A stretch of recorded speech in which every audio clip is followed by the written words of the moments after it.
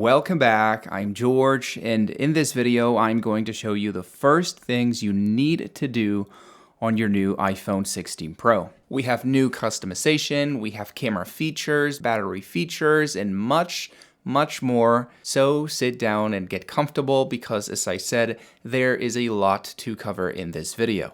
But anyways, that being said, let's begin with one of my favorite things to do whenever I get a new iPhone, which is to come to the settings, then tap right here on General, then tap on About, and then come right here to the first tab called Name. Because as you can see, you can rename your iPhone to anything you want. I believe by default it's going to say your name and iPhone or 16 Pro, but you can name it anything you want. You can name it Potato. But be careful because this is going to be the name that everybody sees whenever you share data through iCloud or AirDrop. So yeah, don't do anything too crazy. But anyways, that being said, let's move on to some very cool iOS 18 features.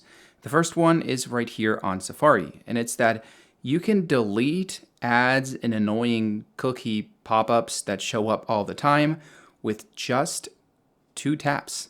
Like that, it's almost magic. And you can read your website or article without being bothered all the time, which is a very common experience. And well, to access this new functionality, you just have to tap on any website or article, then tap right here, and then tap on Hide Distracting Items. Once that's done, you can literally tap on anything in the screen and then tap on Hide to basically delete it forever. So you can now keep scrolling down without accepting those cookies on this website, and you can do this as many times as you want. So let's do this with this annoying ad right here. There it is, and boom, it's gone. It's, as I said, it's like magic. But that being said, there is an even cooler and better way to hide every single ad on a website, which is to tap once again right here at the bottom, and then tap on Show Reader right here. And just like that, you'll access a reader mode with just the relevant information for the article. So no ads, no pop-ups, no cookies, just what you wanted to read. And in iOS 18, you can even customize this reader. So you can change the background color, you can change the font for the text, so you can make it as comfortable to read as possible. Now, one of the headline features for the new iPhone 16s and 16 Pros is the new camera control button right here to the right side, which helps you, as you probably know, quickly access the camera by tapping on it once, and then quickly take a picture by tapping on it again, like that. But well, that's actually just the baseline functionality for the button, because on top of the normal hard press, there is also a light press functionality that enables a quick menu. So you can change, as you can see, between your cameras, between your zoom range, the depth or aperture, which is not available yet. You can change the exposure, you can change between styles, and you can change the tones. Now, just so you can see how it works, let's select the cameras. And as you can see by swiping, you can change between the 4 different cameras on the iPhone. Well, the 5 different cameras, counting the selfie one of the iPhone 16 Pro. Now, the problem that I have and that many people have with the camera control is that you can oftentimes activate it on accident when you're grabbing the phone with your left hand. And it happens, as I said, very often. So there is thankfully a way to get rid of that light press functionality. You just have to tap on Settings, then come to Accessibility, and then swipe down to Camera Control.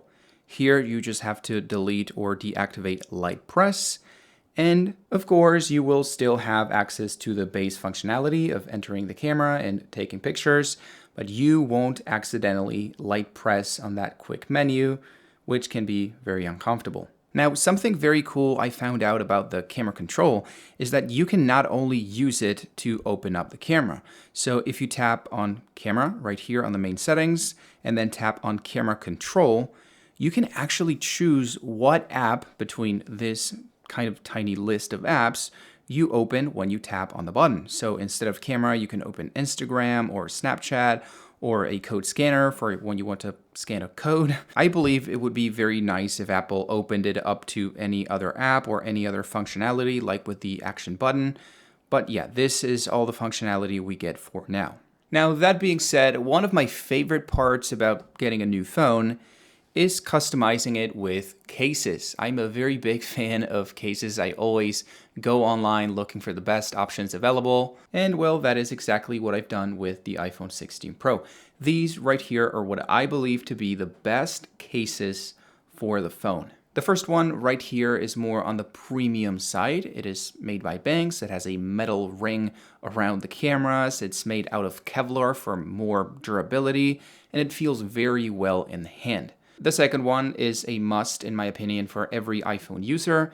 It would be your classic transparent case with MagSafe. It gives you a lot of functionality. Usually they're pretty cheap.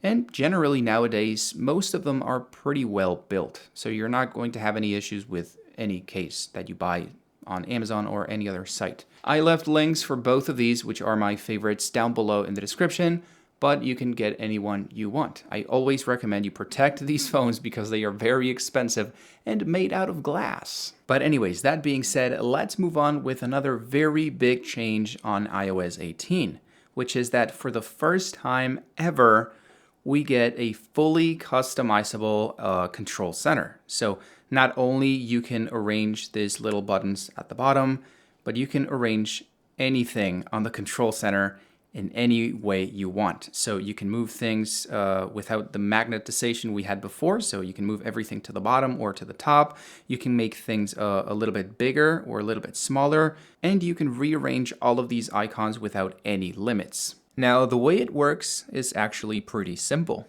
If you want to delete an icon, you just have to tap on the minus button at the top. And if you want to add a new control, you can just tap on Add a Control at the bottom and select from the very long list of controls we get with iOS 18. But that being said, I have to say that my favorite feature on the new Control Center is that for the first time on any phone, you now have full access to the torch. So you can not only control the intensity of the torch, but you can also control the angularity of the beam. So you can make it more intense like this, or spread it across a bigger surface to make it more like, soft. I'm not really sure if this feature is only available on iPhones technically, or if it's also available on other phones.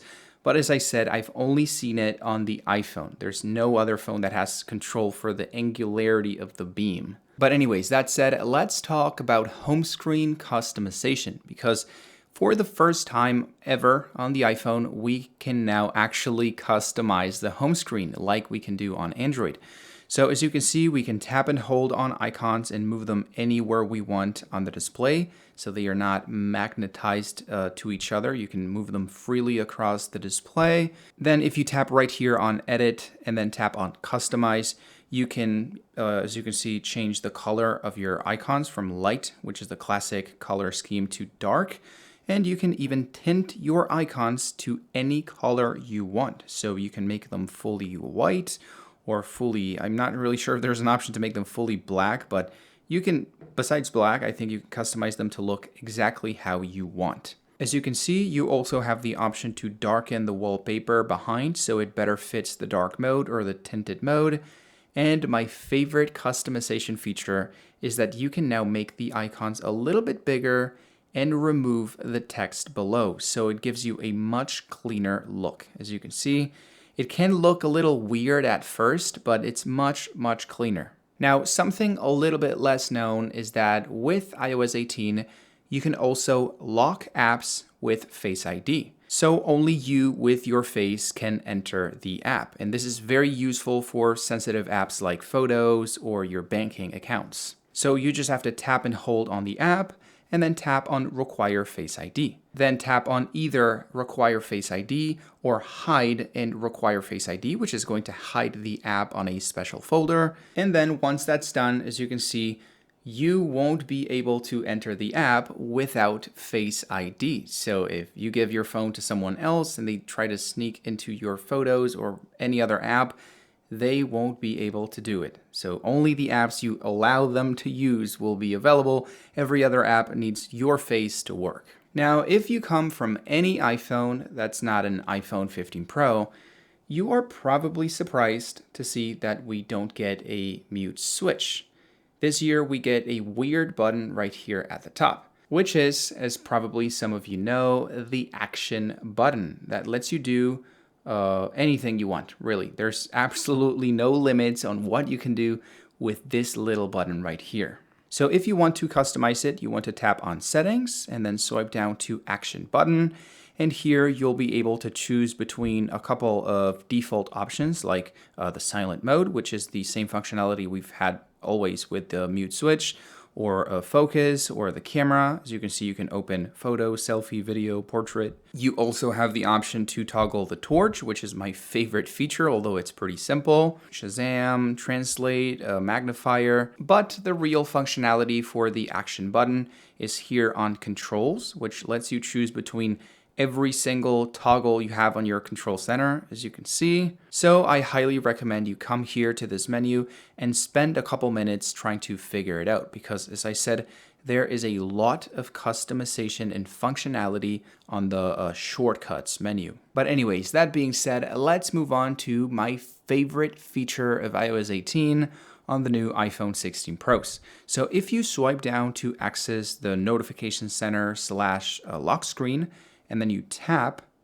as you can see, you can access, as always, your different lock screen customization options like you've been able to do since, I think, iOS 15. But if you tap on Customize right here at the bottom, you'll see that there is a new functionality that was not available before.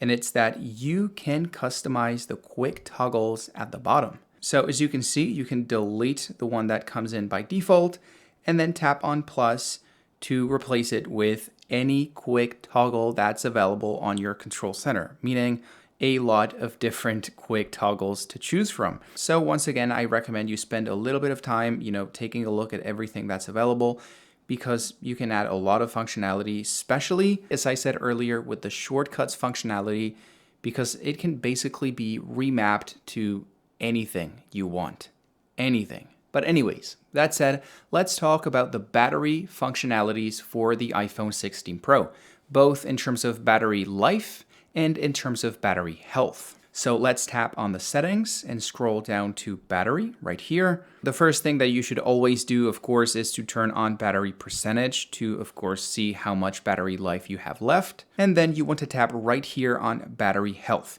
If you just got your new iPhone 16 Pro and it's brand new, it should say 0 charging cycles or cycle count and a maximum capacity of 100%. For reference, this is more or less the amount of times you've charged the phone.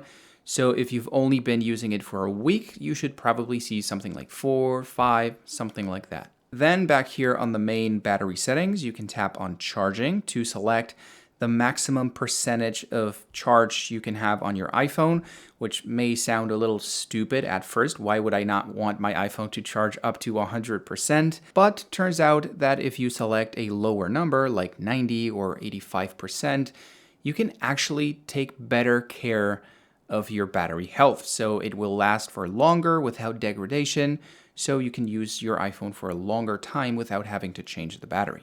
Now, if you still want your iPhone to charge up to 100%, which is understandable, I recommend you turn on optimized battery charging, which is sort of like a slightly less annoying way to preserve battery health and use your iPhone for a longer time, or keep your battery healthy for a longer time. But anyways, that being said, we have now talked about battery health. It is time to talk about battery life. So the first thing that I recommend you do is to tap on accessibility and then tap on motion, because on the iPhone 16 Pro and Pro Max, we can choose between a high refresh rate of 120 Hertz and a normal, let's say, refresh rate of 60 Hertz. if you turn on limit frame rate right here. Now, this is not an option that I recommend you use if you appreciate that high motion smoothness of the iPhone 16 Pro, because of course this is going to take that away and you've paid a premium for that feature. But there's actually a lot of people who don't actually notice the difference between 120 Hertz and 60 Hertz.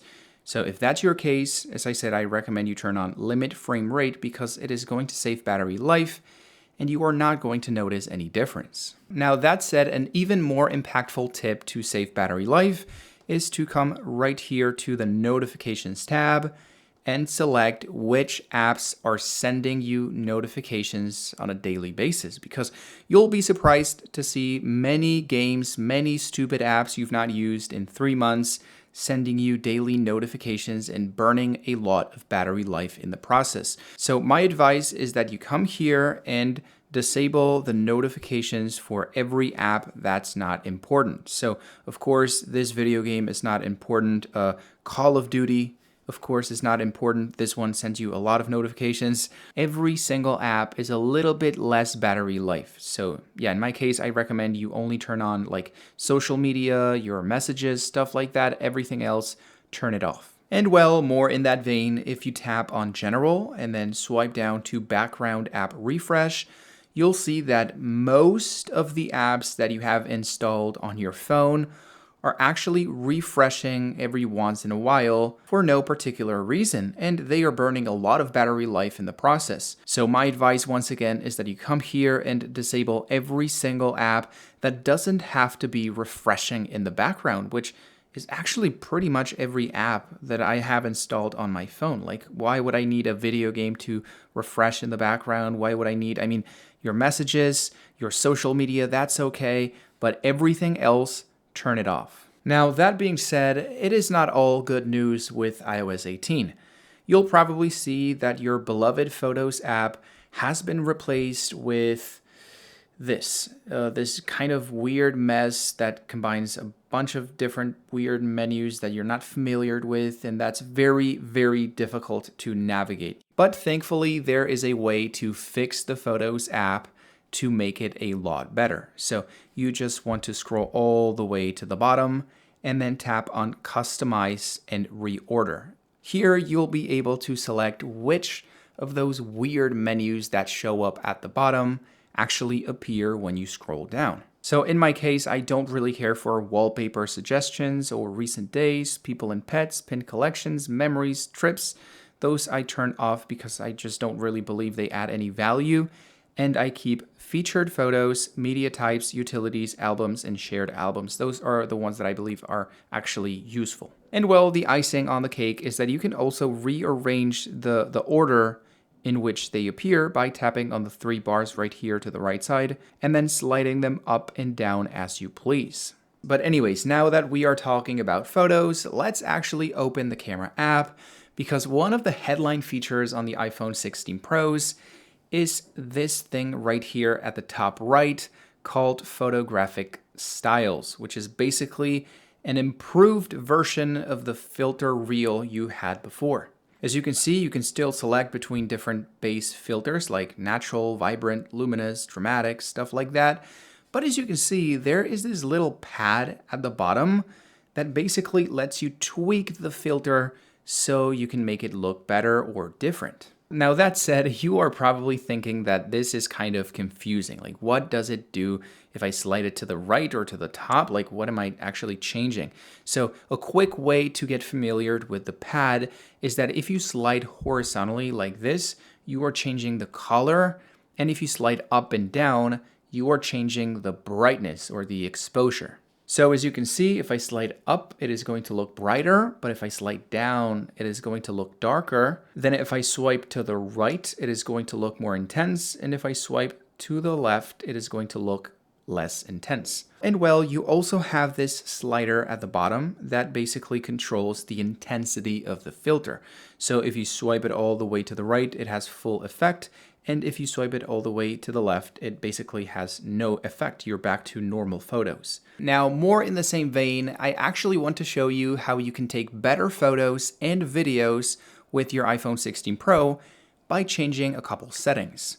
So let's come here to the Settings app, then swipe down to the Camera subsection, and then tap right here on Formats. Here you can choose between high efficiency, which is going to give you smaller files with a little bit less quality, and most compatible, that's going to give you bigger files with a little bit better quality. Below, you can choose between 24 megapixels and 12 megapixels, which I always recommend you set at 24 for better sharpness. And of course, I always recommend you turn on Pro RAW and resolution control, because that's what's actually going to enable 48 megapixel photos with the iPhone. As you can see, the option will actually be disabled by default, so you have to tap on it once, and once that's done, you can start taking pictures at full 48 megapixel resolution. Now back here on the main camera settings, I also recommend you tap on Preserve Settings. This is basically going to let you choose which individual settings on the camera get restored back to normal or default once you close the app, and which ones remain the same or get preserved even if you close the app or remove it from the multitasking. So as you can see, we have the option for camera mode, controls menu, photographic styles, creative controls, depth control. We pretty much have the option for every single toggle or menu you can change on the camera app. So if you've ever been bothered by the camera app restoring back to normal every time you close it, then I suggest you turn all of these on and forget about that forever. So everything you do on your camera will stick to that same setting or that same position forever, unless you turn it off or change it again. Now that being said, what's probably my favorite photo-related feature of iOS 18 on the new iPhones is that you can now quickly crop in on a photo without having to access the editing mode. So all you have to do is select any picture on your gallery, then you want to zoom in on it as you please, and then tap on the crop icon right here at the top. And just like that, the photo is going to get cropped to that exact same size. You can of course tweak the aspect ratio so it looks more like a normal photo, and that's it. It is a much faster process compared to coming right here to the editing mode, then tapping on crop, and then carefully selecting the height and the width of the photo so it looks good. It is a much faster and better process. So I recommend if you want to crop in on photos, you use the new method from now on. Now, another very cool feature on the iPhone is that you can also grab text from an image and then turn it into normal digital text, so to say. So all you have to do is to tap on the text. As you can see, it works incredibly well, even works with smaller text like this one. And you can even select the text. So it's not like a one-size-fits-all. You can customize how much of that text you copy. So you can then come to your Notes app or any other app where you can paste text and paste the text, just like that. It is very simple and very, very convenient, especially for those times where you have to copy a code on a paper or something like that. This is going to make for a much faster process. And well, that being said, and moving on from the camera subsection, I also want to give you some tips to improve the quality of your display. So if you tap on Settings and swipe down to Display and Brightness right here, as you can see, you have a lot of customization for your display. First off, as you probably know, you can choose between light mode and dark mode, which is going to make every light surface darker to save battery life and for it to be easier on the eye. You can also turn on true tone, which as you can see is going to adapt the display warmth to the temperature of the room, so it's easier on the eye. And I have to be honest, this feature is always turned on my phone. I've actually disabled it to film the video so it looks a little bit better on camera, but I always have it turned on because it's much, much better on the eye, especially at night. Then as you can see, you can customize the auto lock functionality between 30 seconds, meaning the phone is going to turn off if you don't use it in 30 seconds, up to never, which means that the phone will permanently be turned on unless, of course, the battery completely drains out. Now, that being said, probably the headline feature on the display settings is the always on display functionality, which basically lets you, if you turn it on, see your time and date when the display or the phone is turned off, which can be very handy. Now, I believe by default it is set to show the wallpaper, which as you can see, it is going to basically darken everything out, but you can still see the wallpaper and everything that's behind. But I personally recommend you turn this off, not only because it is going to save you a little bit more battery life, but also because it helps you distinguish between the display being turned off and the display being turned on, which is an issue if the only difference is the display being a little bit less bright. But anyways, that said, I believe I've now covered most of the new features for the iPhone 16 Pro. So if you liked the video, please tell me in the comments or like it. And if you have any suggestions for future videos or any corrections for this video, feel free to also tell me in the comments. That said, I hope you have an amazing day, and I hope to see you again in a new video. Peace.